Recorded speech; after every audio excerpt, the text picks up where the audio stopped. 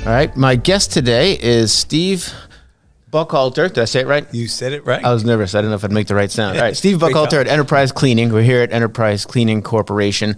And a little aside, that I just want to tell you how much of a fool I am. A little aside, I came in to set up. We're here at Enterprise in a conference room at big, beautiful, like boardroom-looking table, almost like where I'm on The Apprentice. And I walked in, and the first thought I had as I came through the office and started setting up was, wow, this place is really clean. I'm not lying, Well, that's good to hear that we're doing our job. And then it dawned on me, I'm like, yeah, I'm in a conference room of a cleaning company. It's certainly not going to be dirty. It just, what a dumb moment to start my day. It was an honest moment, and it's good to hear that we do a good job, at least with our own office. Yeah, it looks great. It's a nice place too, right here downtown, up here on the 9th floor, right? Yeah, overlooking Worcester. I like to look out the window and see all prospective clients out in the Central Mass area. That's a good way to look at it. So it's a great location for us, and plus it's. Ironically, there's a footprint of our clients that are almost walking distance from our office. No way. We clean the office here. We clean this building, the office next door. We clean the Bowditch and Dewey building. We clean the Dunkin' Donuts building. That's cool. We clean Hanover Insurance, which is down the street. So it's nice central location for our office. Do you have a couple different locations? I know this is headquarters. I don't see a bunch of equipment, but there has to be equipment too, right? And like distribution centers, like a different version of Amazon. Yeah, it's ironic is for 5 years, we're in Boylston on Route 70. I thought so. That's what I thought. And that was probably going back about 4 years ago. And even still today, they say, geez, I don't see your trucks out front. What happened?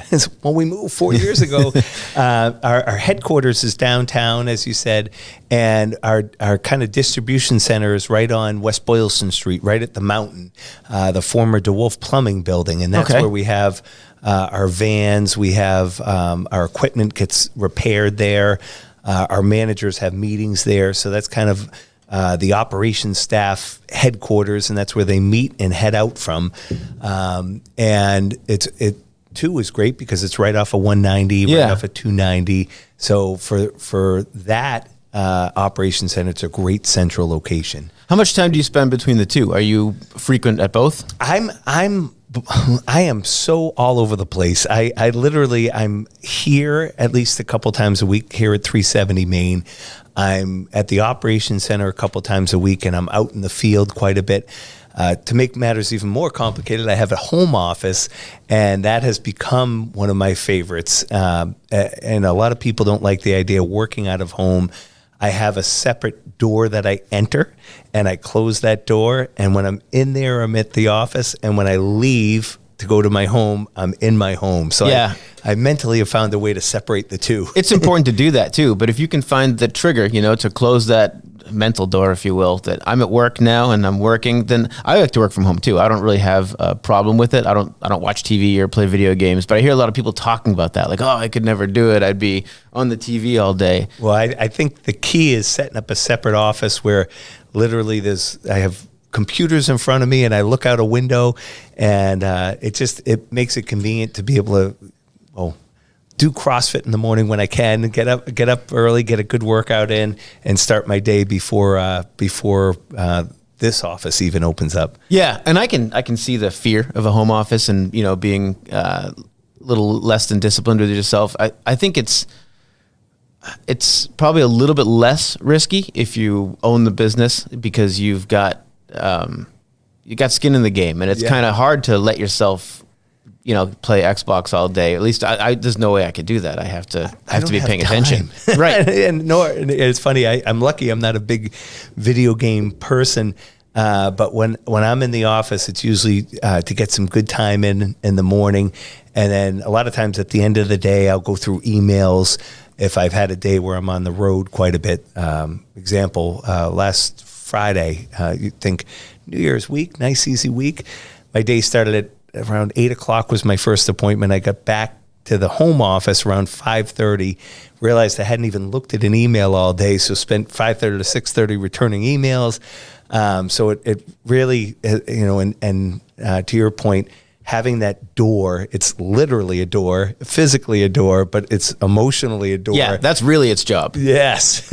It's funny you say that because about the busy week. Usually this time of year is really slow for us, and I always take the 2 weeks off to play with the kids and just enjoy, because I take their school vacation off too. My wife does, and we all just hang out. We don't do anything fancy. We play with the new toys. We just do that. Go skiing, go snowboarding, do our stuff at the mountain.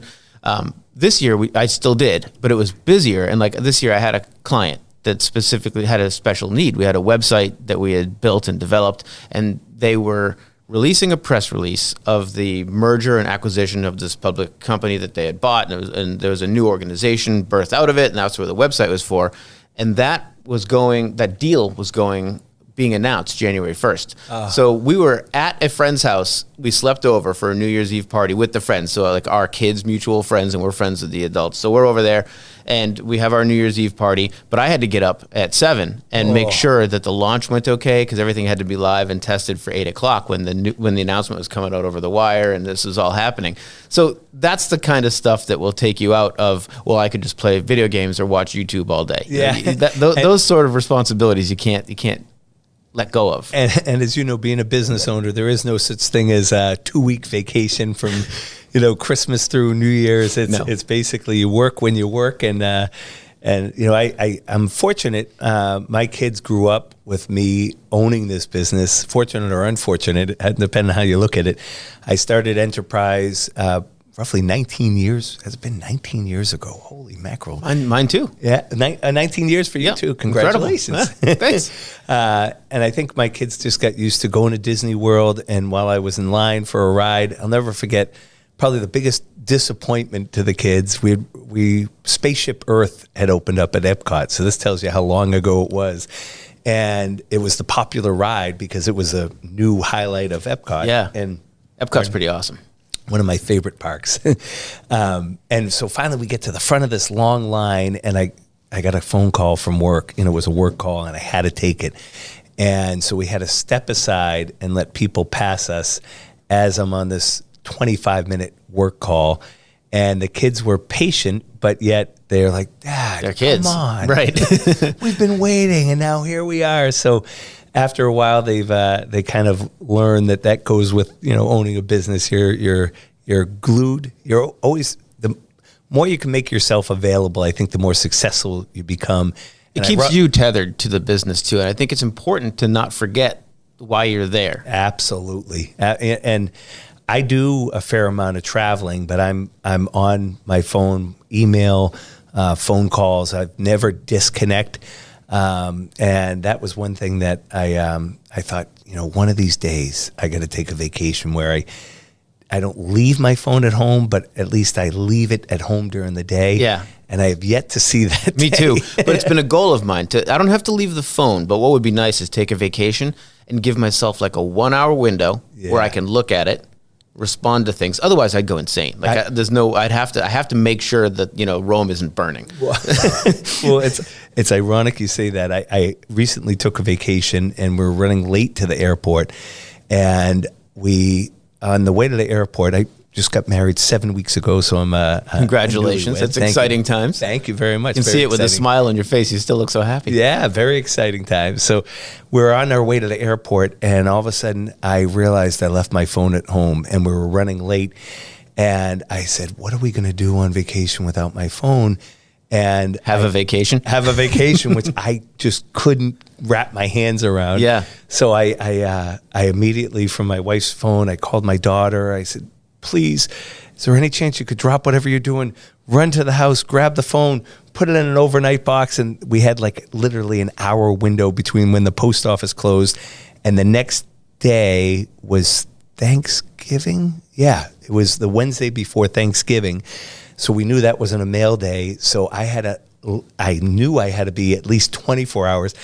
And truthfully, the first 12 to 18 hours was rough for me. Yeah. I mean, it was, oh my gosh, I don't have my phone. Touching your pocket. Where did it go? Twitching and say, oh my gosh, I can't believe I probably have all these emails, all these phone calls. People think I'm not getting back to them. I slept through the night. The next day, I just got into this pace where all of a sudden I felt relaxed. and disconnected. The world changed. Yeah. And my wife noticed a big change in me. She said, "This is the first time you seem totally at ease." And I said, I think I like the idea of being without my phone. I kind of hope it doesn't arrive tomorrow. Can we cancel that shipment? Yeah. And then I felt foolish for telling my daughter to run the house and send it overnight. Ironically, right? Like you start to think, is that little screen that important? Yeah, and it can be. Yeah, right. But in the scope of things, it was a good exercise for me because I said, wow, there's more to life than being glued to that phone. There is, but it takes kind of stepping away from it to even feel that there's another side, That's one thing I think I do well is I balance time. So I never, like you said, I'll never go on a vacation where I'm not available. In fact, you'll never even see an autoresponder from me. No one knows I'm on vacation. I take vacations. I take a few every year.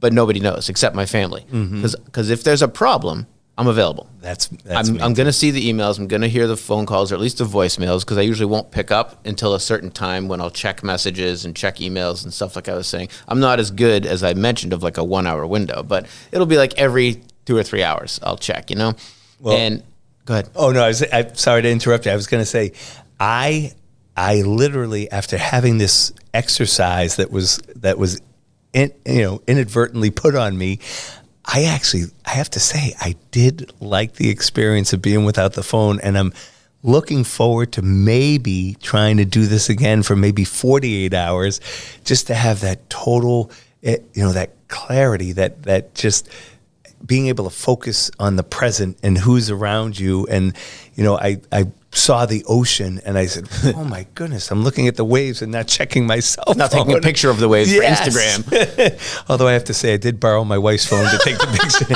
So we got to get a picture of this. Let's get some video. So, but it's I think it goes hand in hand especially when you own a business, it's the responsible thing to do is to make yourself available. And, we've been fortunate. We've been growing and have some great help now. I have a great director of operations at Enterprise, and he has taken a big burden off of me. That's great. And has brought in some good supervisors that we're grooming to take some of the burden off of him. So we're in the process of grooming people who groom people. And the idea is to make all of us readily available a little bit at a time, but to also give breaks to the people that work so hard. So instead of being the person that has to answer that phone the second it rings, now it's shared between a group of people. So, we went through, started the company 19 years ago, and we were very fortunate. We were the fastest growing privately held company in Central Mass, and we grew to 3.2 million within a short period of time. And a lot of learning along the way, I bet. A lot of learning. And the biggest lesson probably was that, wow, every year we're just going to get bigger and bigger, and didn't really predict for any type of correction. And unfortunately, because why would you? It hadn't happened yet. It hadn't happened. It was just year after year. And I said, this is just the way it goes. Right. You start a business, it grows, off we go. And off we go. And unfortunately, I had an employee who started his own business and was successful at taking business away from me a significant amount.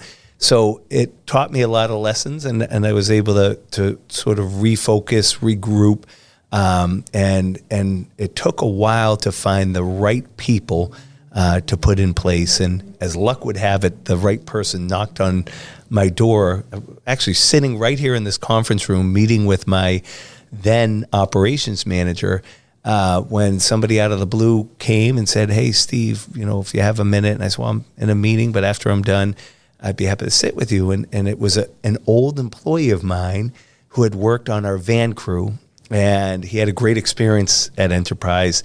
He worked for me about 14 years ago. He was just a kid. And he said, I've heard about your company. And he said, I used to work for you, and I'm coming back to see if there are any opportunities. And I said, well, right now we're all set. Tell me what you had in mind. Yeah. Though. And as we started talking, I said, wow, boy, you've learned so much from being, basically a van crew person that played a good role in stripping floors, shampooing carpets, and he gained knowledge of how to manage a business. He went to work in the healthcare industry and gained this knowledge that of organizational skills and inventory control skills. And so we sat, and what was going to be a 5-minute conversation turned out to be a 2-hour conversation. That's when you know you're onto something. Oh, I felt like I hit the lottery. That's awesome. And so I said, you know what? We're going to find a way to have a place for you. And so that was about 2 years ago. In that 2-year period, we've really done a lot with the company. And I attribute a lot of it to his skill. I'd have a vision of something and he'd be able to make it happen.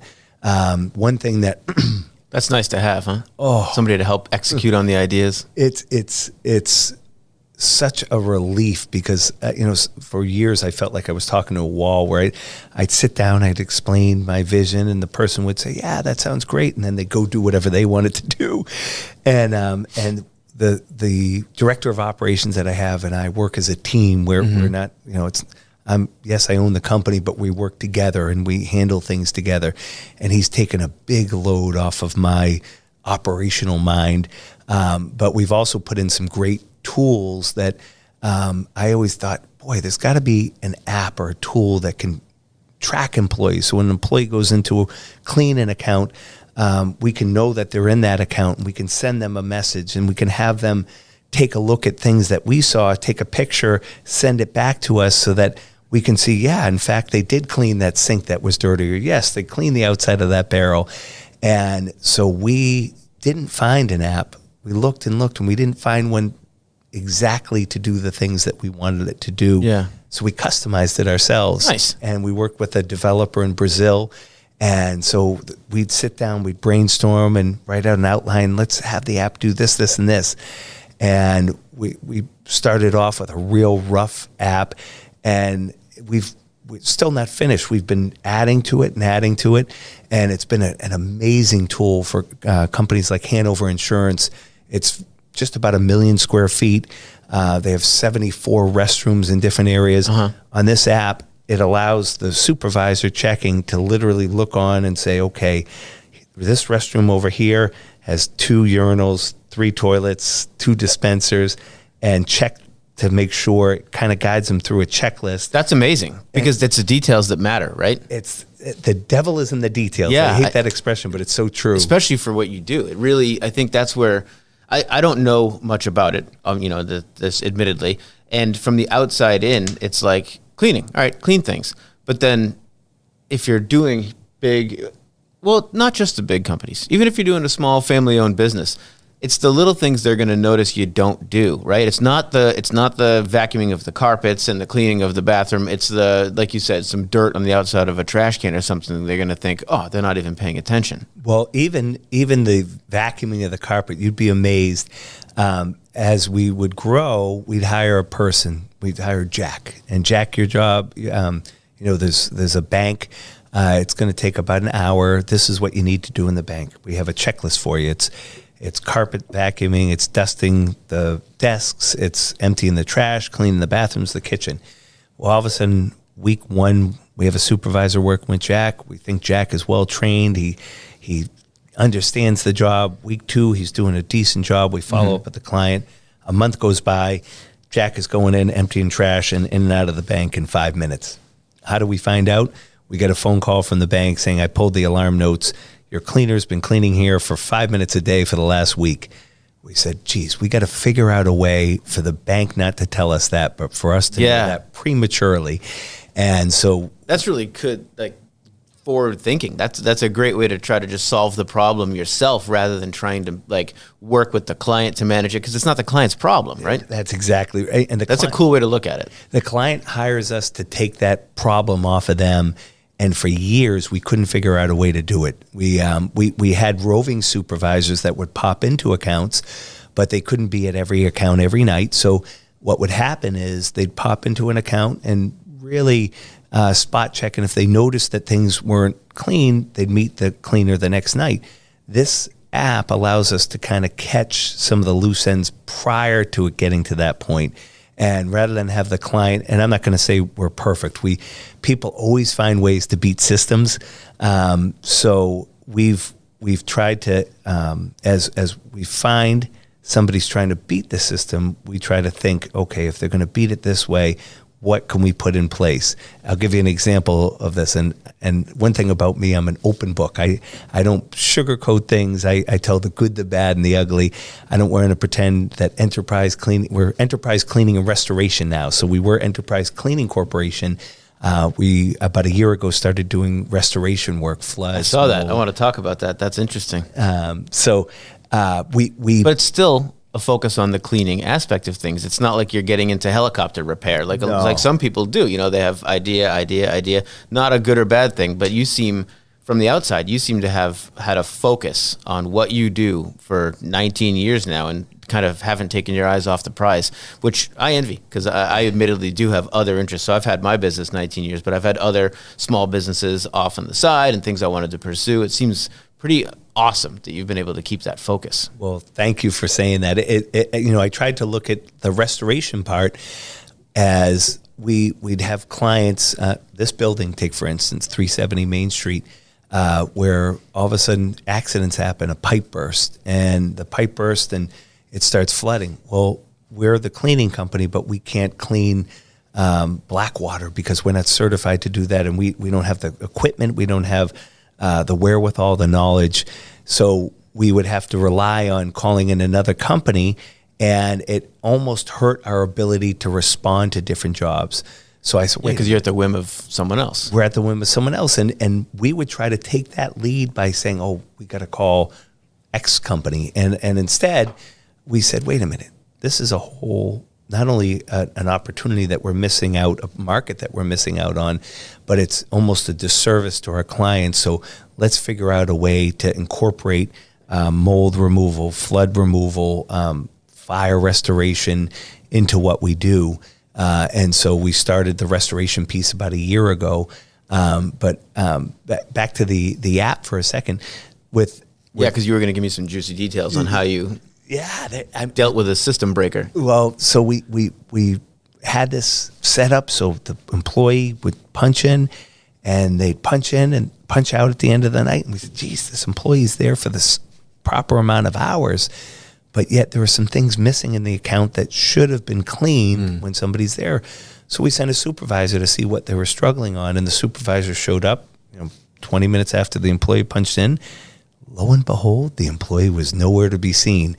They had figured out a system to punch in, go grab themselves some dinner, come back after dinner and finish their cleaning. But at that time, they had 2 hours to clean a building that should take 4, or 2.5 hours. So, so we said, okay, what we do now is all the supervisors, when they visit accounts, they send reports on the app. So we're able to measure month to month just from that app of what the building looked like the month before, what it looks like the next month.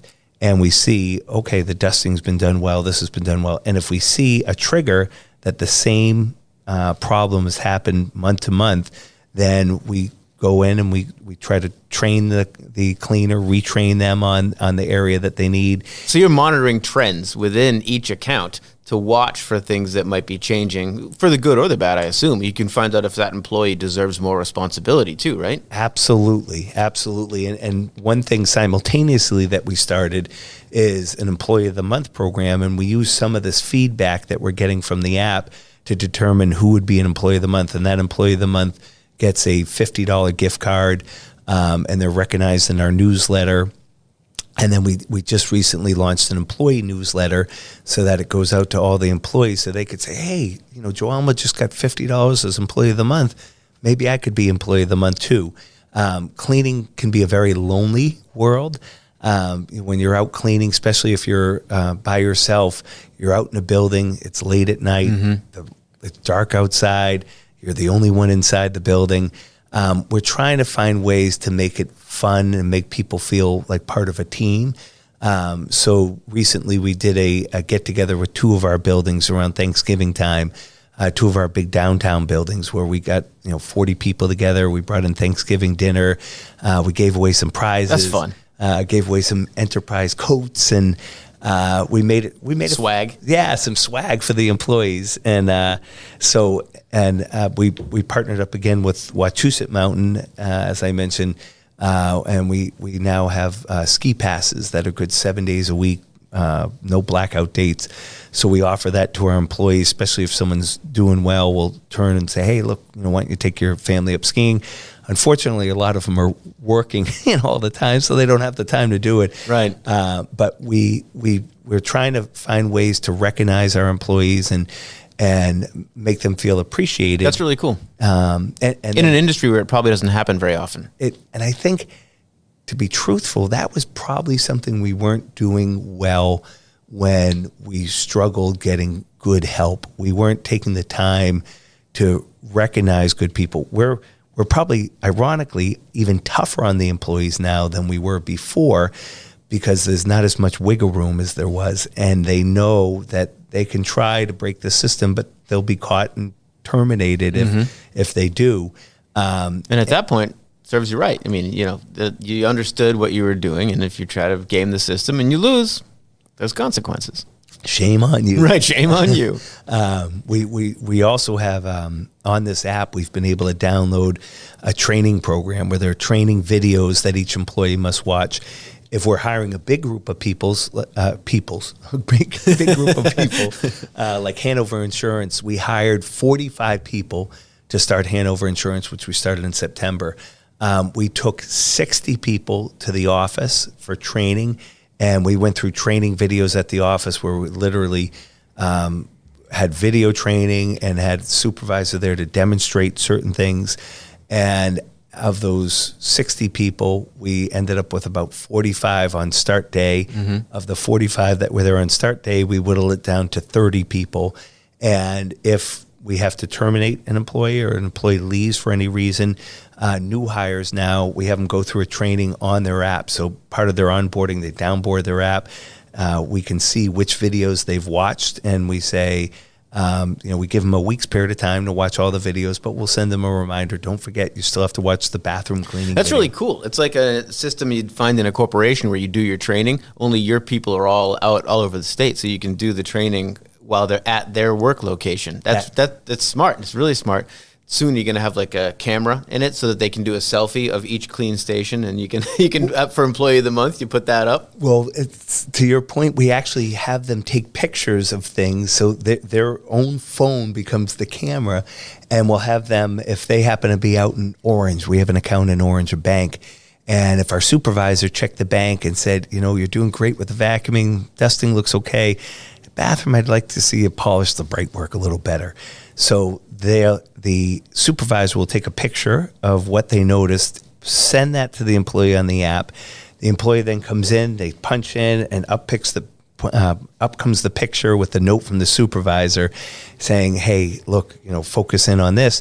The employee then cleans the bright work, takes a picture, sends it back, so the circle is complete. Yeah. The prior way, and there's proof.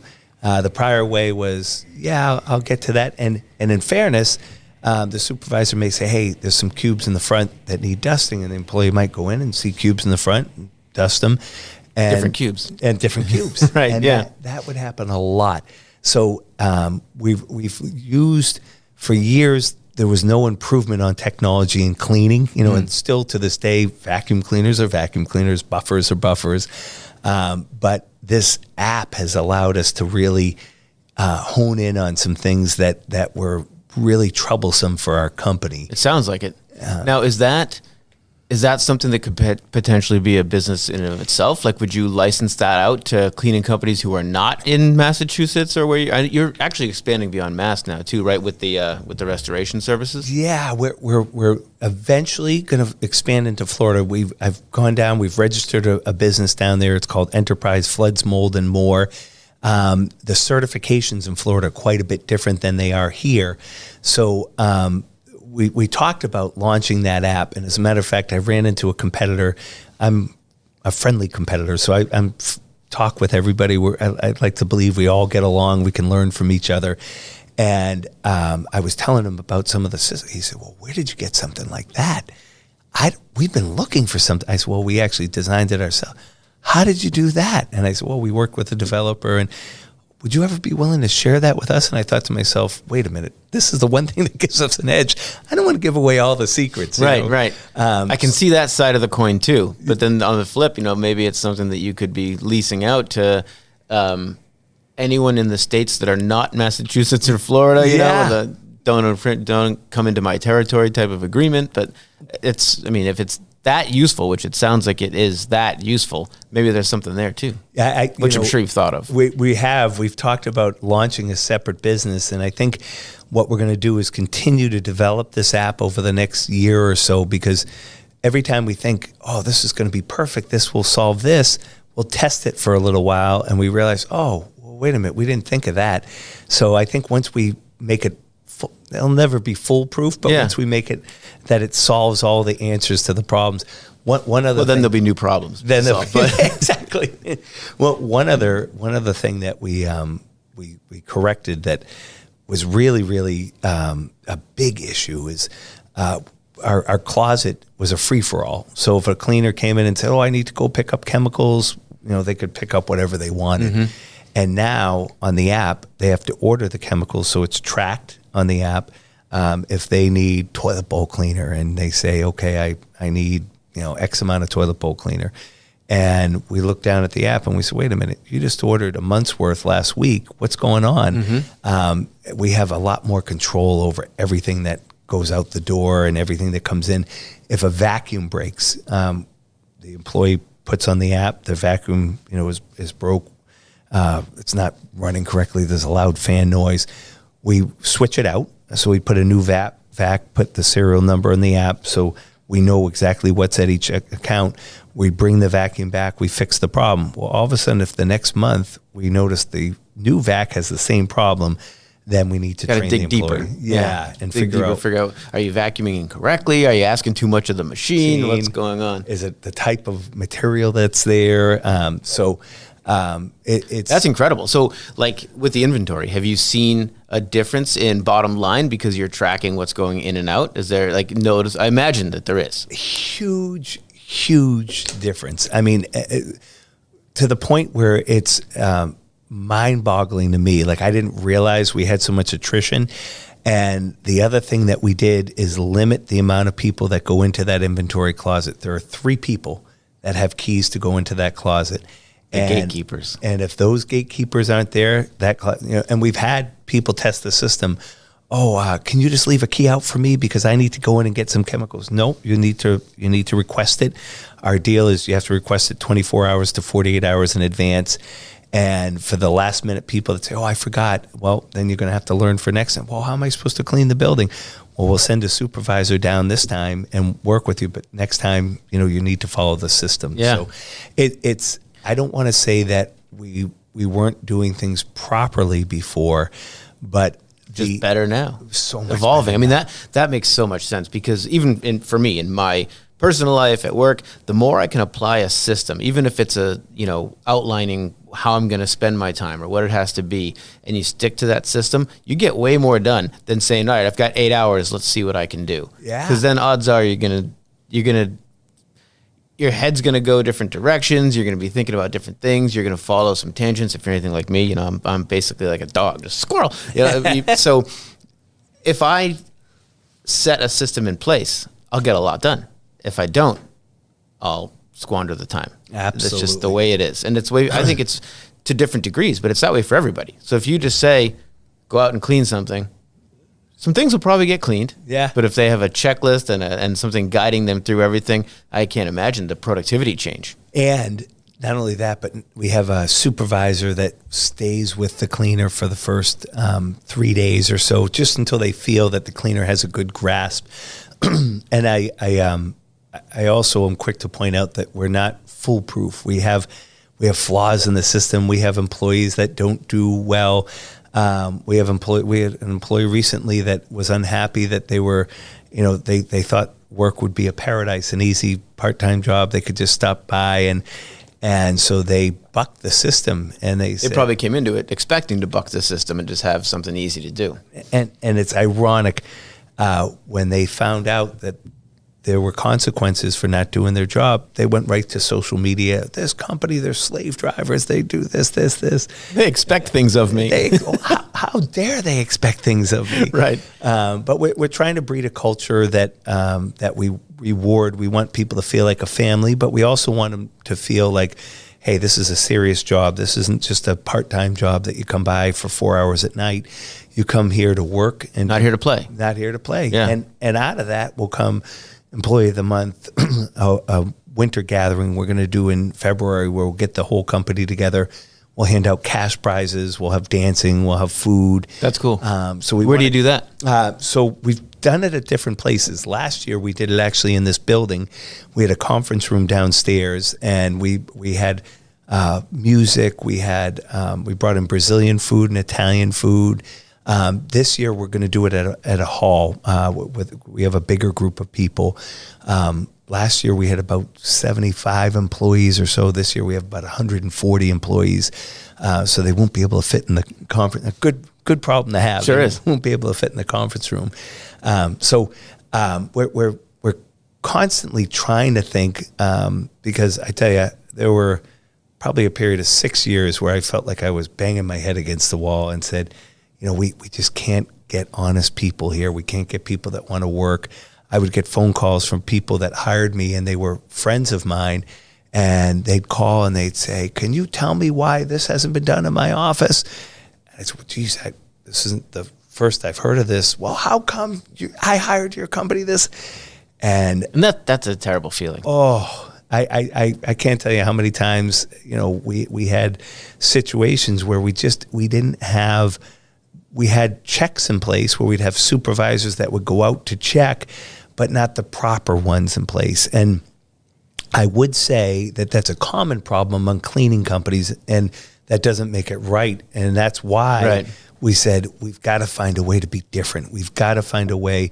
We know we're not going to be perfect, but we've got to find a way to put in tools to make it so that we can manage people, knowing that we can't have a manager assigned to every person that's there, I think that's probably something that sets you apart. Is there's a lot of people in every industry that say, well, that's the way it is in the industry. Mm-hmm. And then there's a couple people who say, but maybe it doesn't have to be. And that's the hard way to go. And it's the hard way to look. It's swimming upstream. Mm-hmm. But if you can make that difference and you can say, well, all right, things always go wrong here, so it just is the way it is. Or maybe I'm just going to own that that's a bad thing and see if we can fix it.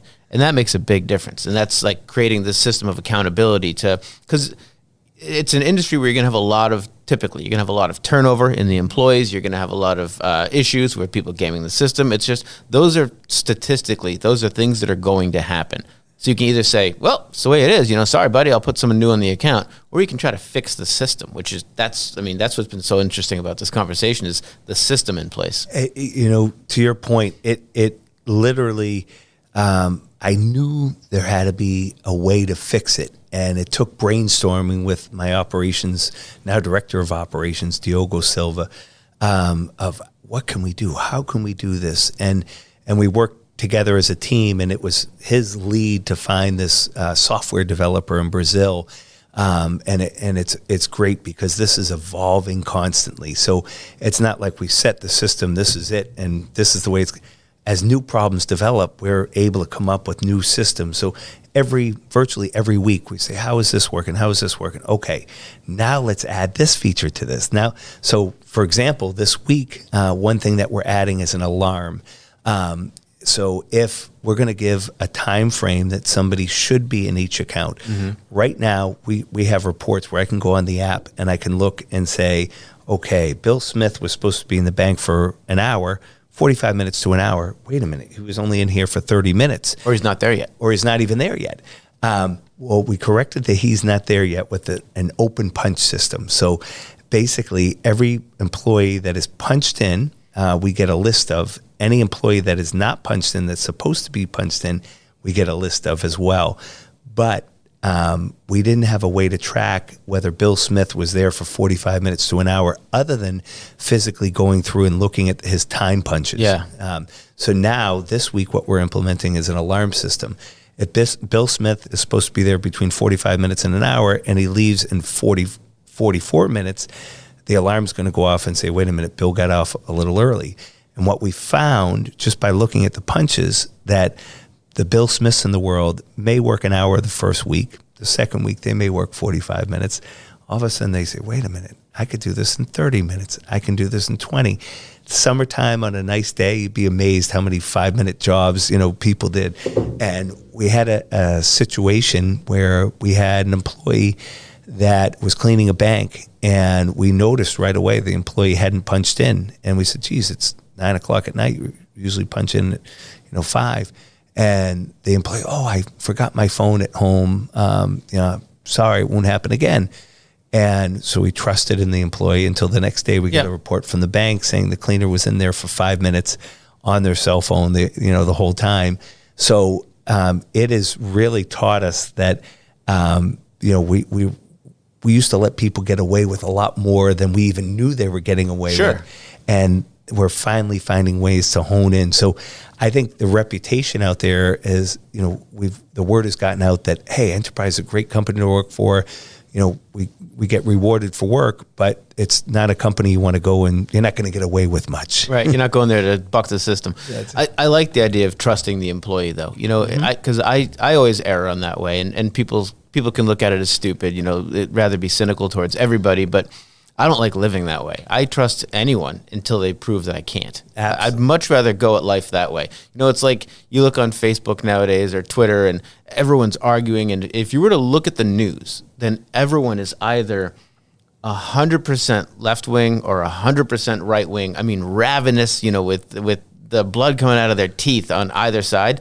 I don't meet those people. I don't know about you, but in my daily life, I just try to smile at everybody, say hi. Everybody I meet almost entirely are nice people. That's right. That will say hello, or and you get out what you put back too. If you're walking around scowling all day, people are going to look at you funny. But the world isn't full of jerks. That's right. Unless you make them jerks, It's interesting you say that. I try to teach the employees. I say, supervisors, I think one thing that's so important. Some of our cleaners speak absolutely no English. Some of them speak a mix of Portuguese and English, Spanish and English, Spanish and Portuguese. But the universal language is a smile. And if they're cleaning in their uniform and there's somebody working late at night, even though you might not be able to communicate with words, you can communicate with a smile.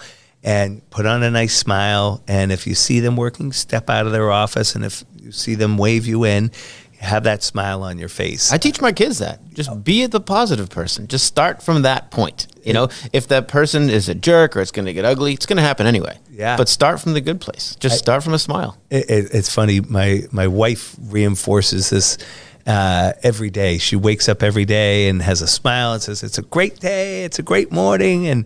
And really has so much positive energy to project. It does. And if you start your day off that way and you look at everything half full, you're going to have so much more of a better day. You're going to attract good things to happen. You're going to have good people that surround you versus being negative Nelly. Yeah, get in what you put out. I mean, if you're just obviously it's again going to the extremes, but if you are that negative person, always, starting at the point of not trust and judging and who wants to be around you? You're eventually going to be a little island of alone, and then you're going to be more bitter, and it just compounds itself, and it's sad to see. Yeah, and I hate to correlate the business with the book The Secret, and a lot of people have read the book The Secret, or the law of attraction. But I'm a firm believer that if you're positive and you put out positive energy, and you go about your day, you're going to have bad days. You're going to be upset about things.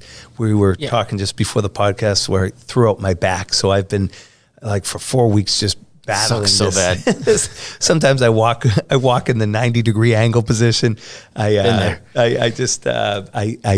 have every reason to be negative, and I try to approach everything. And sometimes it takes reprogramming on my part. And sometimes it takes a concerted effort. Yeah. All right, I feel like being a jerk. I'm gonna try to. Hey, how are you? Yeah.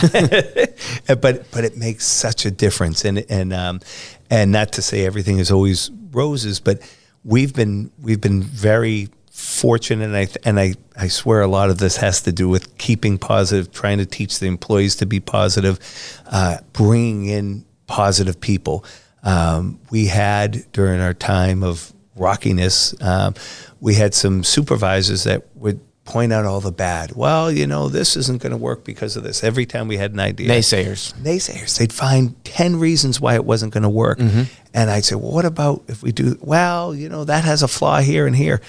And finally, it's just the energy level. And so we eliminated those naysayers and we brought in some positive people, and positivity breeds positivity. It does. And it not only does it make for a better day of work for the managers, but the employees as well. And I think the accounts feel it too. An account is constantly evaluating subconsciously. When you come in for a meeting on discussing how the cleaning's been, if you're positive about everything, then that gets reflected. Sure. And people, you tend to have a more positive outcome of the conversation. Right. So not to say that measuring cleaning is all based on positive energy. Obviously, there are other things that it goes beyond cleaning too. It's just, the positive thing and the smile and just be good. That's life. Yeah. That's your friendship. That's your family. That's your relationships in the community. That's everywhere. There's one of my favorite quotes from a show, Justified, was, if you meet an asshole in the morning, you met an asshole. If you meet assholes all day, you're the asshole. Right. I like that. And that's just so true. The people that can never just stop talking about how everyone else ruined their day, the victim mentality. It's like a sickness. It's poison. You're not going to get anything from it except misery. And if you surround yourself with people that breed the positivity, like one thing that we do at Enterprise that we had again, lost track of, and we just restarted doing it again, is constant reminders of what we're doing right and setting a goal. So this year we're going to bring in 1.5 million in new sales while keeping our existing business. So that's the goal. And every week we look and we reevaluate where we're standing. We started this in December for this year, planning, and so instead of having the mentality of, well, geez, I don't know if we can do that. We all know we're going to do it. Right, because you're not saying it and then say in 12 months, we'll ask how it's going. You're going to have weekly or monthly checkpoints, and if you're on or off course, and you can course correct, but that takes work. Yeah. Like we were saying before we started recording, going back to discipline, going back to doing the work that nobody wants to do, the paying attention to those details and just holding accountable regularly to say, yeah, we're on track, we're going to do it. Because then it's amazing what you can make happen. You hit the nail on the head. If you're not measuring along the way, but the other part is having everybody on board that's what we're going to do. So it's not, and why, and why, and why. What it's what not does just it mean? to the hammer. This is what we're doing, but here's what we're doing and why, and here's how it's going to impact you and the job, and that's when people get on board. When they get it, when they understand. All right. We all have a mission. It's a strategic place we're going, and we're going to go together. Mm-hmm. If it's just handed down from above, invariably it doesn't work, because you get people that misinterpret it and they don't understand it, and they're not bought in, and they think it's a dumb plan because they didn't understand, factors that went into it. And that's where things go awry. Yeah. And the buying in is the important part, where it's not that we're shoving down everyone's face, this is what's happening. It's more, hey, this is the vision. This is why this is the vision. Mm-hmm. And let's see how we can get there. And everybody takes takes a part of that. They'll put in their input as, well, I think we should, do this. And if we do this could give this result.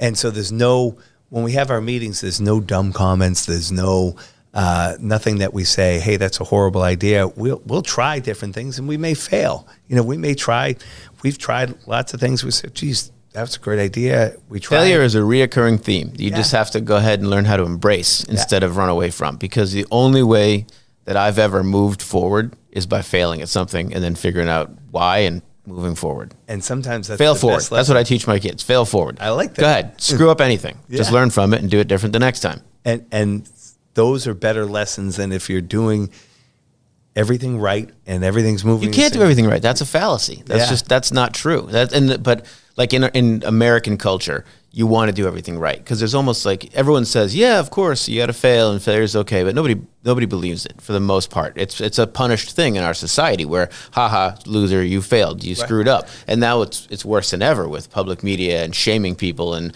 ruining their careers, and just everything is it's like binary. Yes, no, you're over, canceled. Yeah, it's over. You have to screw up in any walk of your life, whether you're learning how to get fit, learning how to eat right, learning how to be a good husband or wife, learning how to, whatever it is, you're going to screw up. But are you going to keep screwing up, or are you going to learn from the screw ups and then move forward?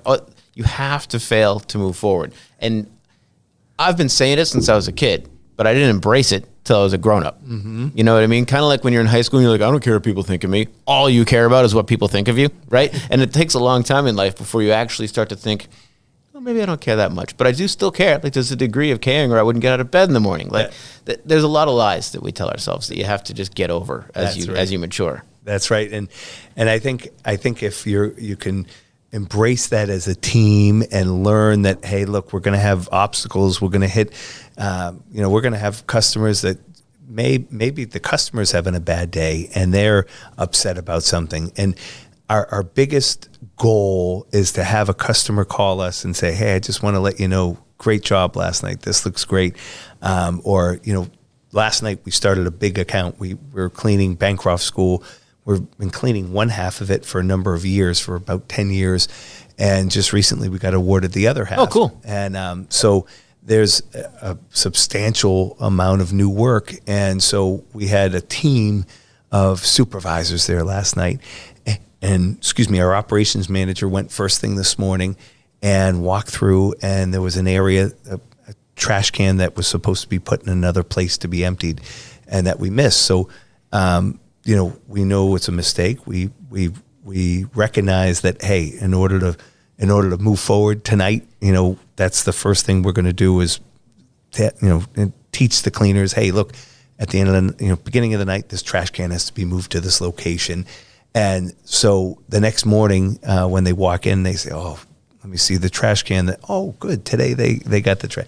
So sometimes it's little victories that get you, along the way. And you have to foster an environment where it is okay to fail, but not to continue to fail. Right. It has to be, and that's your job, that you set that tone as the person who owns the company, as the leader. Leadership sets that tone. And if you're just handing things down from the mountain on high, then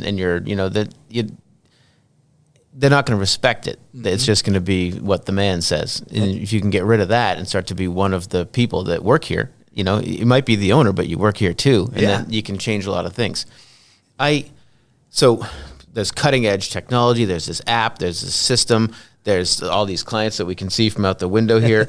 I want to go back to the 19 years ago when the younger Steve is starting the company, or even I want to go back to before you start the company. Sure. How does Enterprise come to be? Where are you before that? What are you doing? And how does the ingredients start to come together that you go out on your own? I get asked that a lot because they say, Steve, why cleaning? Why?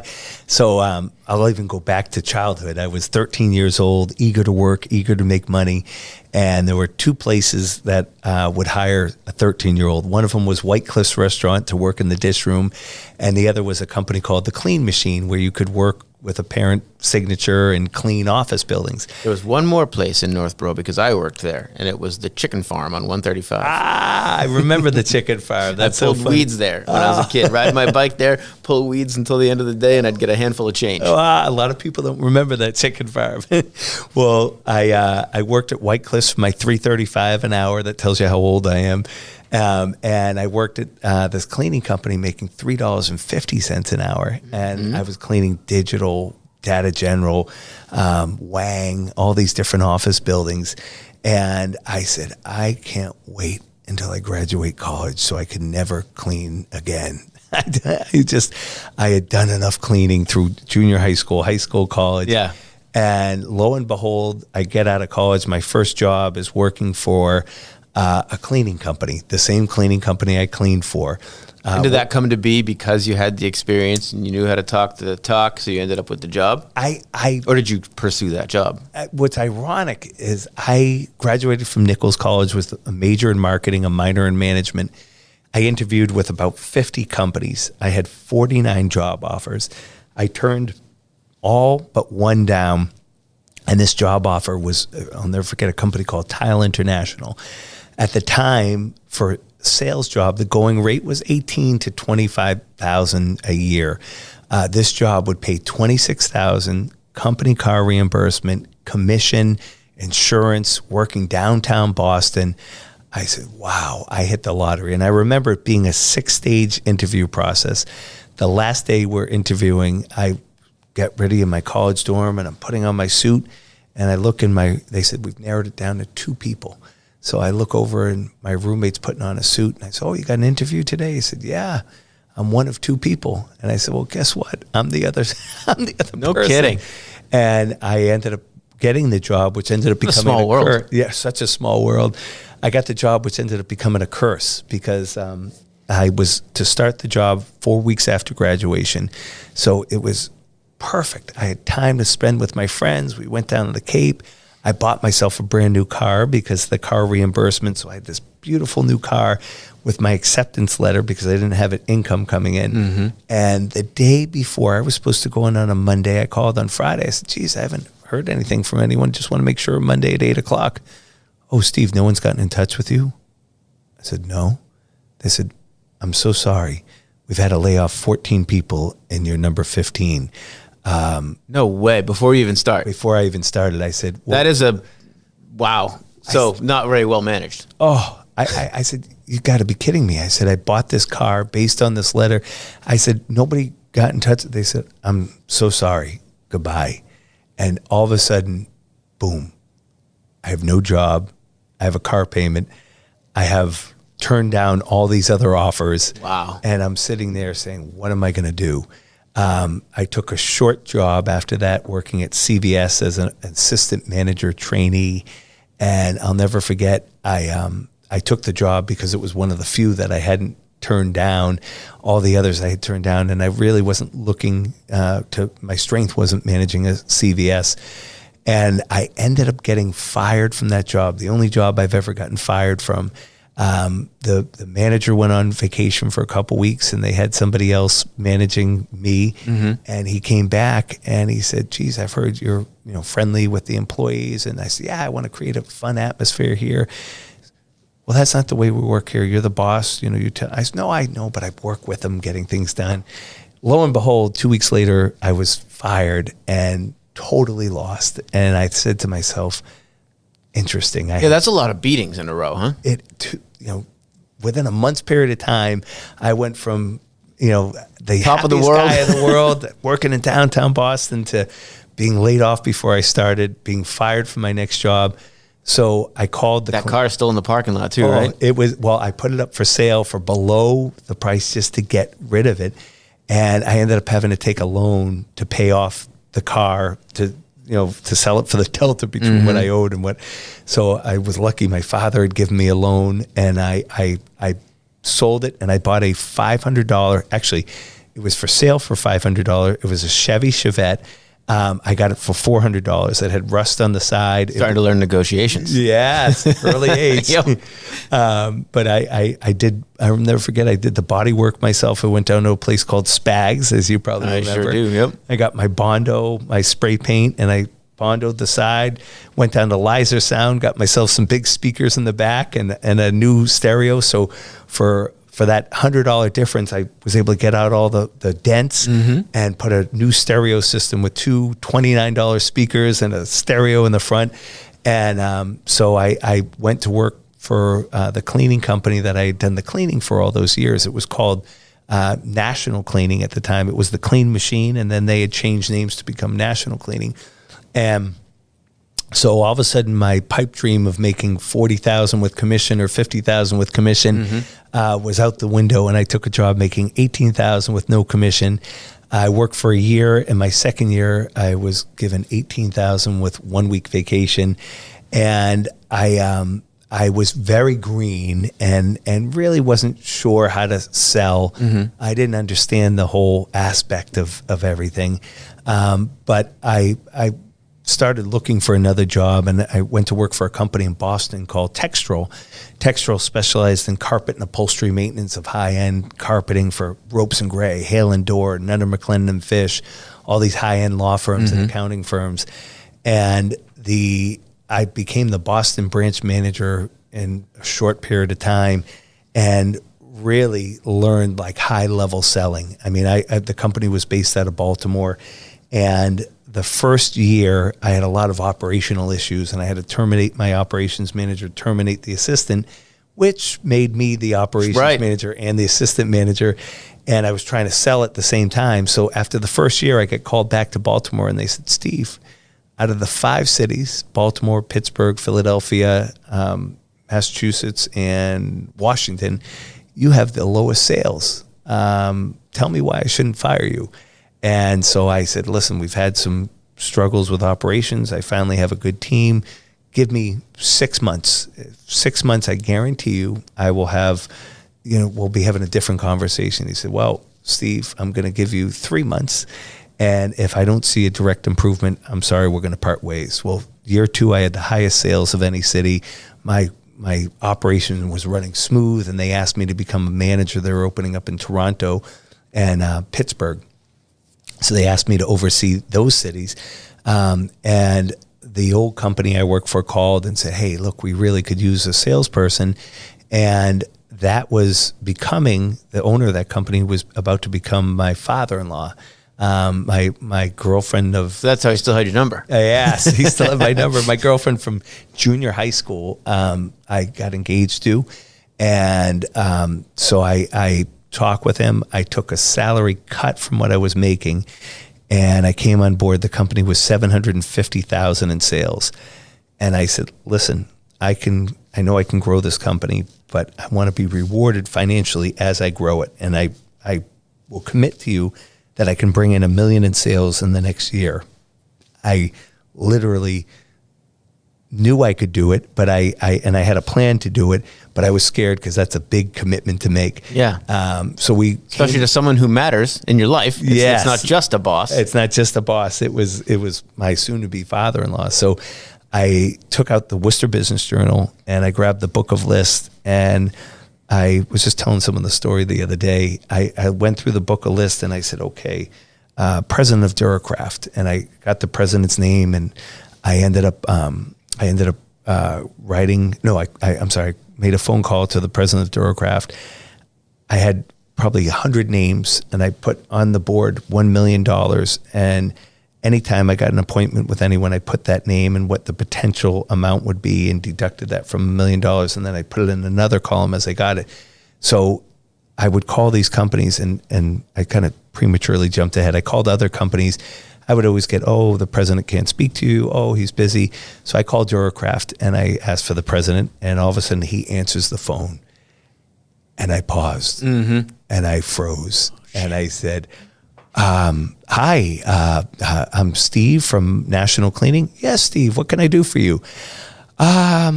Truthfully, I didn't expect to get you on the phone. You're making me kind of nervous. I really don't know what to say at this point, but I said, I'm calling to introduce our cleaning service to you.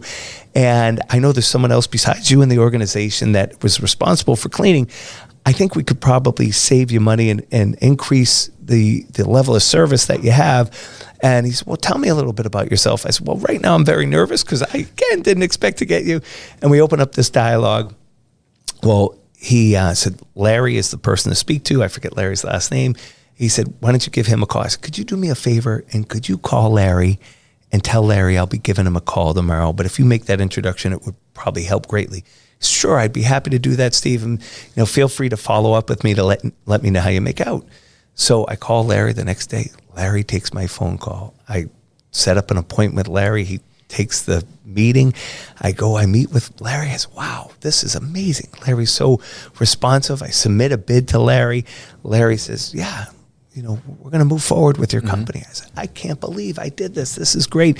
I had learned this technique at Textral, but it was kind of doing it on my own. Yeah. So, and without anything behind you, because you don't have that name or anything. I had that goal. That was the only thing that was that goal of hitting $1 million. So 3 months later, I'm having lunch with Larry, and he said, hey, Steve, I never even asked you. how do you and the president of the company know each other? I said, what are you talking about? He said, well, he called me and he said, I'd like you to take this phone call from Steve, from National Cleaning. I said, well, I've never met the president. I said, I called him that day before and I opened up a car. He said, you got to be kidding me. He said, I called you in this meeting thinking you knew the president. That's the reason. I thought you were his nephew. I said, well, I guess that technique works. And by then we'd become friendly. And so I used that technique to get account after account. And at the end of the first year, I had just over 1.2 million in sales. So I beat my goal. And I worked for this company for years. And then I went through a divorce. And I sat down with the owner and I said, listen, things in the office are getting a little strange. Mm-hmm. I want to always be friends with you.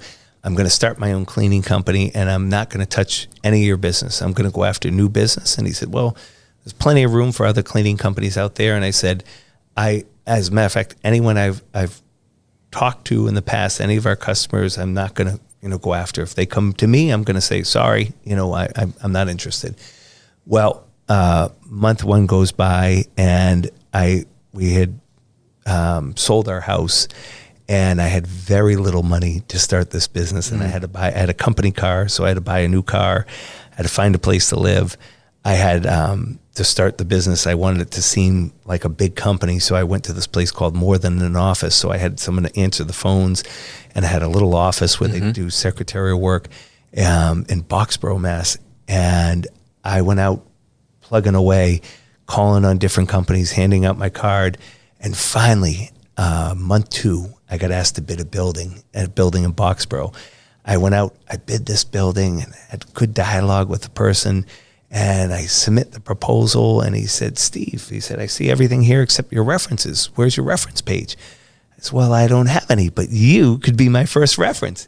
He said, what do you mean you don't have any? I said, well, I'm a new company. I'm just starting the company. He said, Steve, I'm sorry, I can't entertain a new company. I thought you already had a business established.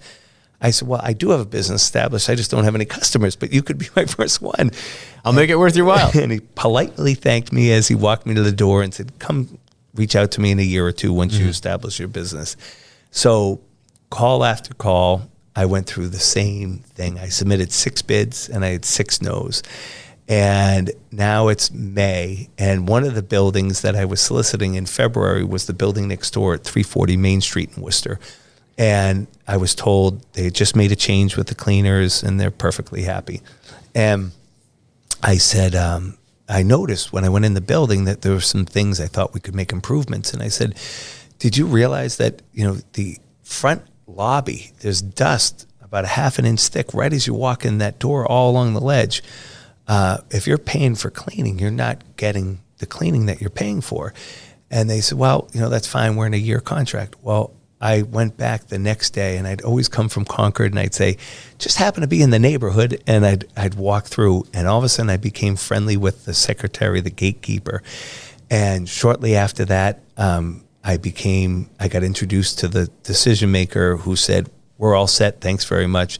But I just kept going and going and going because I knew if I could get this account, it was 4 buildings at the time, 340 Main Street, 335 Main Street, 365 Main Street, and 390 Boom, Main Street. you're in business. I'm in business. Yeah. And at the time, I was writing cash advance checks to stay afloat because I was paying my former wife a child support payment and I had no money coming in and I was desperate. And finally, I was told no about a dozen times. We're perfectly happy. No, come back in a year. And then I went up to see the receptionist and she said, oh, they're probably going to want to talk to you. The cleaners were cutting hair in the hair cuttery downstairs and they're not very happy with them. So I said, oh, good, this is my opportunity. Today's my day. Today is my day. And I go in and I said, oh, I understand you had a problem. Yeah, we did, but we're still keeping the cleaning company. And I said, oh, well then, another incident happened, another incident happened, another incident happened. And all of a sudden I get a phone call and the owner said, look, Steve, I'd like you to start tonight with the cleaning. And I said, I know I told you I could ramp up in a short period of time, but that's a little short. I'm going to need, this was on a Wednesday. I said, is there any chance you could get me to the weekend? And he said, sure. So I ended up, I put together a crew. I reached out to everybody that I knew, friends of friends. We didn't have Facebook back then. Right before this time, did you have like feelers out for a crew so that when you landed the account, you knew where you were going to start? Were you going to deal with cross that bridge when you came to, where were you in having the execution ready? I had put out ads. I think it was the Want ad back then. I remember the Want ad. Yeah. I had put out ads that I was looking for cleaning managers. And so I had people that had applied. And unfortunately, a lot of those people weren't available because this is months. So were you just using that as a window to see that there would be people available and you'd know who to call? Yes. Yeah. I was using that. Temperature check? Yeah, temperature check. And I constantly was battling between trying to get new accounts and trying to hire people for accounts that I didn't have. It's a grind. And it was, people would say, oh, well, yeah, when could I start? Well, as soon as I get my first, well, when is that going to be? So I reached back out, and luckily there was a manager who was available. And he said, I had taken another job since we spoke, but it didn't work out, and I'd be happy to come on board. And I said, okay, here it is on Wednesday. We need to hire 35 people by Saturday. And it's 35 people. And I said, we need to make it happen. And it's going to be fun. Let's go. So I actually called competitors too that I was friends with. And I said, look, do you have anyone working for you that's looking for extra? Well, I lost this one account. I have 3 guys. Great. So that Saturday, sure enough, we had 35 people. Wow. And we worked Saturday, we worked Sunday. So I imagine you were there the whole time, I was like holding hands and trying to figure everything out. 4:30 in the morning, I left on Saturday, came back in on Sunday, left Sunday around 6 in the morning, went home, slept for 2 hours, came back at 8 o'clock, and Enterprise was born. And the building was clean. And the building was clean. And by the end of the first week, the management office was getting comments from the tenants in the building saying, geez, I've been in this building 25 years. It's never looked so clean. What are you doing differently? And I said, oh, thank goodness we finally have a reference. And this building, by the way, it was a multi-tenant building. We got handed a ring of keys when we first started with like 72 different keys for different offices, alarm codes for like 25 of the offices. I myself set off like 2 alarms that night. It was not easy. But I always felt I started the company the right way. It would have, and in the interim, I had so many companies that I did business with that called me, saying, hey, Steve, you got your first account, I'll be your first. And I said, I can't do that. That's not the right way to do things. And it was hard to do, especially when I ran out of money and I was writing for sure cash advance, check advance. And I had to actually negotiate with the supplier wanted to get paid after delivering the chemicals, the vacuums, the equipment. And I said, I can't pay you now. You got to give me 90 days. And they said, 90 days based on what? And I had to give a credit card for them to have on file for me to have 90-day terms because the company didn't have any credit. So it was a vision that truth be told, I in my mind, I said, I know I can do this, but yet I felt like giving up because it took me till May to get this account. And sales is tough anyway because you take a beating for 85% of your effort. But when you're selling something that doesn't yet exist, it's I've been there. It's extra hard because they're like, yeah, what have you done? Nothing. Yeah. And why should I use you? Right. Because I'm nice. It's going to be great. You have seen nothing yet. When do you see me? That's right. So that became my first account. And I said, okay, the best way is get a satisfied customer and then go back to them and ask who else to speak to. So one by one, and by the way, we still clean 340 Main. They've sold off some of the buildings, but we still clean for that company. And that was my first company. And then we went through a period of growing. And I've always tried to find ways to add to the business, but yet keep it similar type services. So we were bidding on an apartment complex, and they said, well, I'm going to try you out for the cleaning, but I have to line something up with I have to get back to you on the timing because I have someone that shampoos my carpets. I got to line it up with them, and I have a painter. I have to line it up with them. And I said, well, what if we were to do all 3 services so you just make a phone call? Do you do painting and shampooing?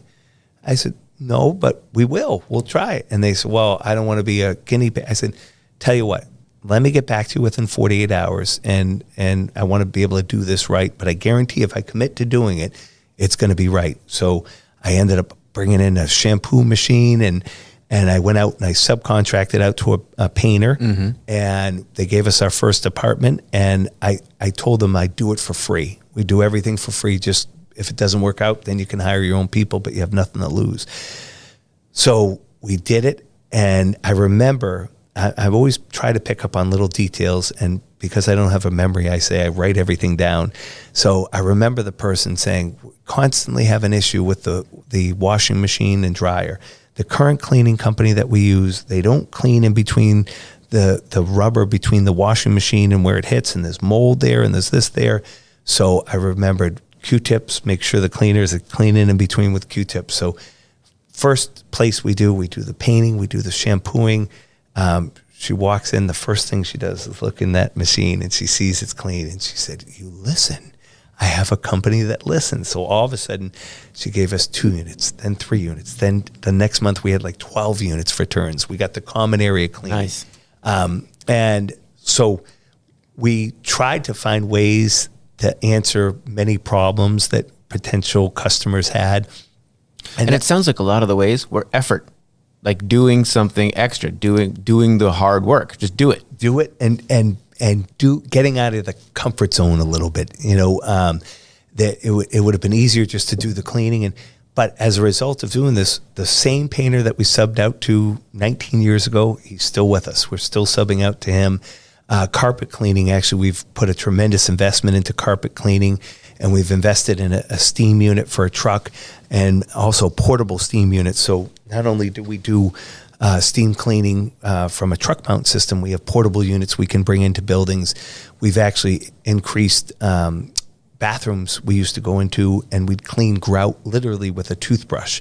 We'd go through and we'd scrub the grout with a cleaner just to try to get it clean. And now we have a system where we bring in a steam unit that sits, it's a circular unit.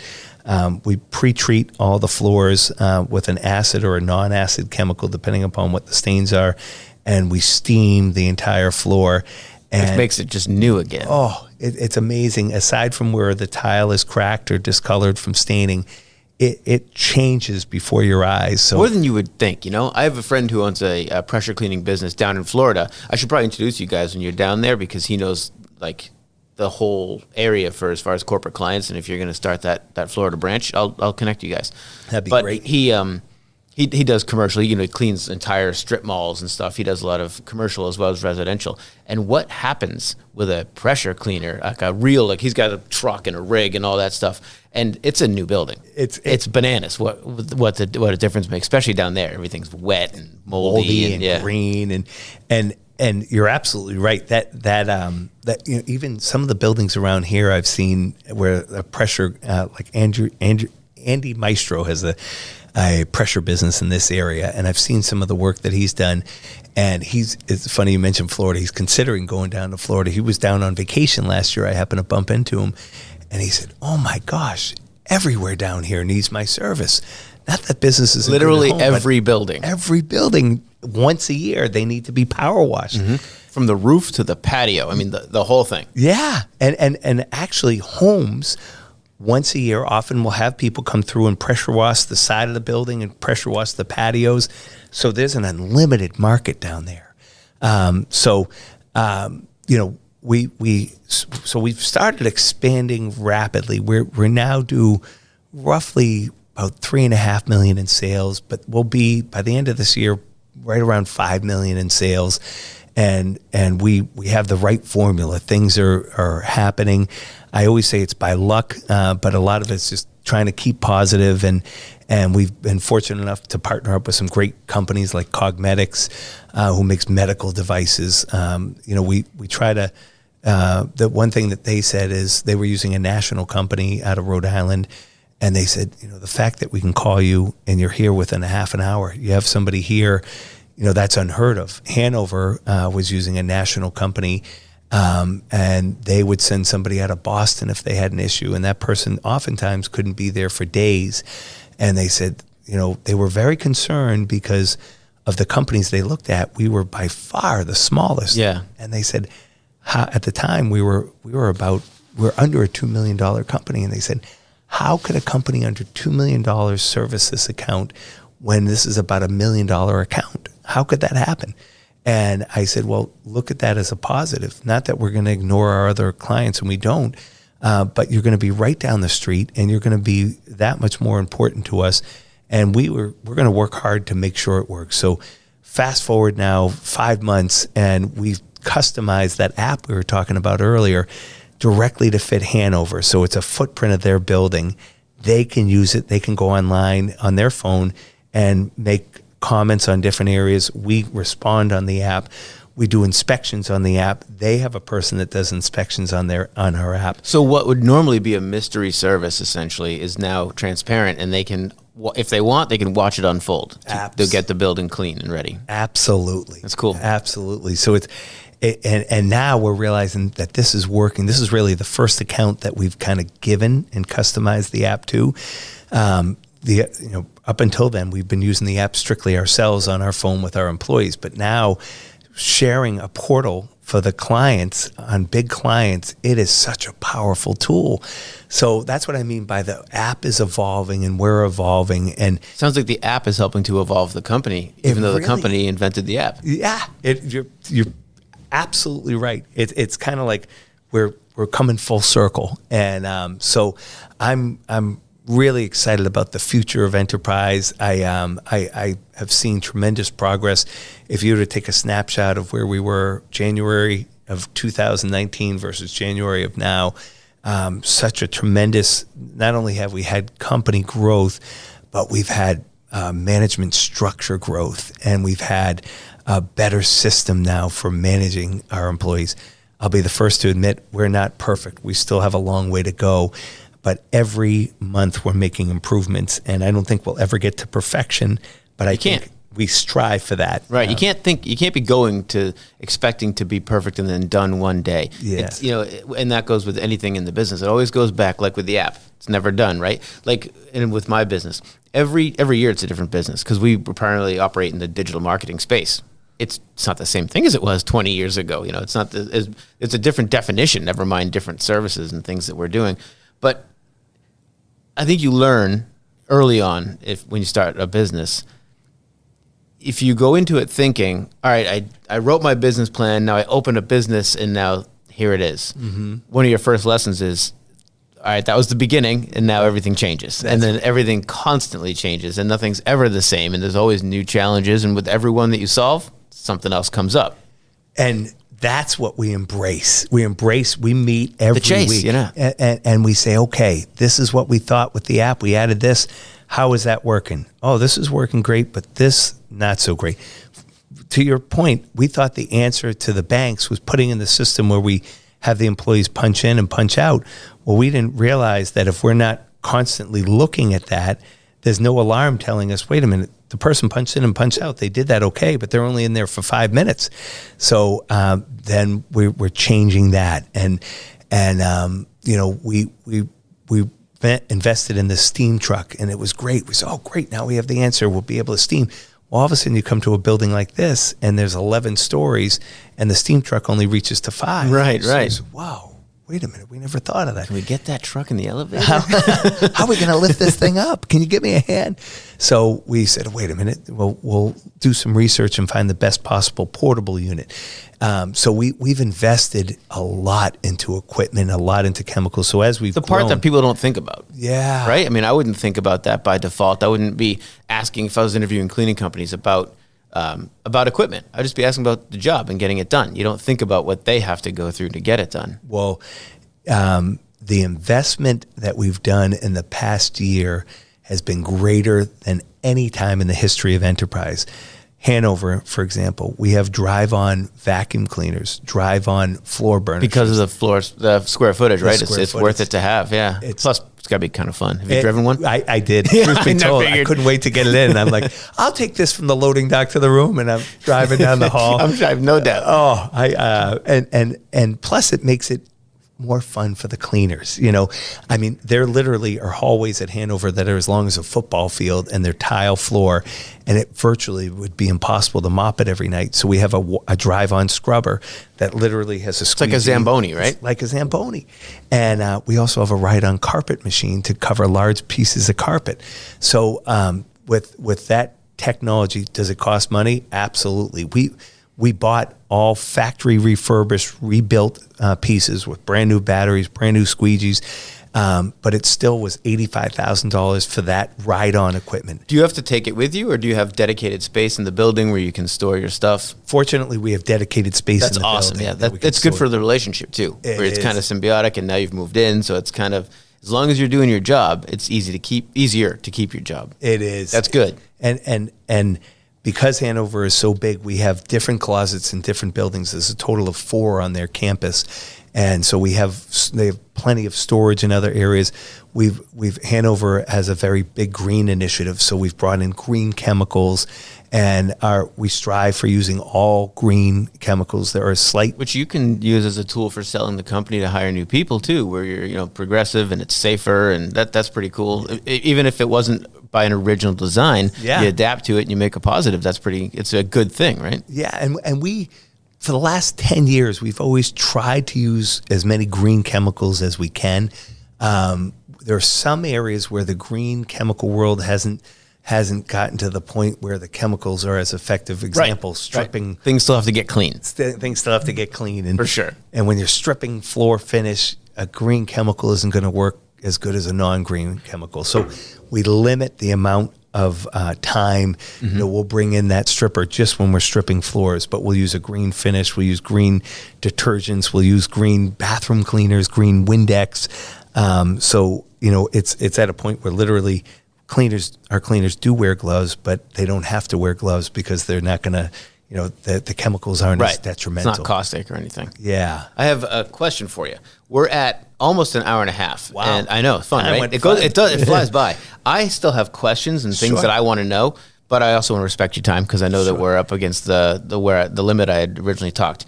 Do you have time to keep going? Do you have flexibility, or do you want to do like a phase 2 and I can come back another time and we can do another episode? I tell you what, would it be possible to do a phase 2? Because I just looked down. I actually have a meeting 20 minutes ago that I didn't. Oh, geez, sorry. Time kind of, I get carried away with it. It's fun, and 100%, I respect that. So I want to start next time on the downturn. Yeah. And I think that go through the journey of, having your first, oh shit, this isn't all going to be perfect, and keep growing and then going back. So let's do that next time. That's an interesting story. That just to put a little tease, we had reached a point where we had lost so much business in such a short period of time. A lot of people came to us and said, "You're never going to survive. There's no way out of this." And I'll tell the story of just what we did to put ourselves back together next time. Awesome. And on that note, here we go.